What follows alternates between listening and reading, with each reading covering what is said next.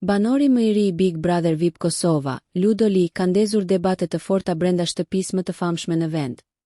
Pasi është shprehur hapur dhe pa dorashka për mënyrën se si po zhvillohet loja e Dolçes. Qëndrimi i tij i drejt për drejt dhe kritikat e ashpra kanë tërhequr menjëherë vëmendjen e banorëve të tjerë, por edhe të publikut jashtë shtëpisë.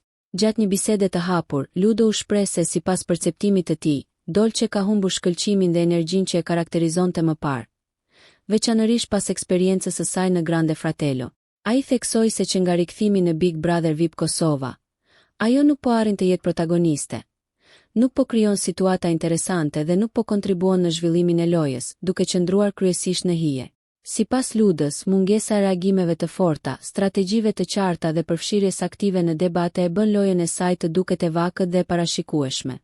Në këtë kontekst, ai përdori edhe një krahasim ironik që u bë menjëherë viral brenda shtëpisë, duke u shprehur: "Prej Grande Fratello u bë pica mozzarella", një koment që u interpretua si kritik për faktin se sipas tij, Dolçe ka humbur shijen dhe intensitetin që e bënte të veçantë. Kjo deklaratë solli reagime të ndryshme mes banorëve, ku disa u shprehen dakord me vlerësimin e Ludos, ndërsa të tjerë konsideruan komentin të tepruar dhe fyes.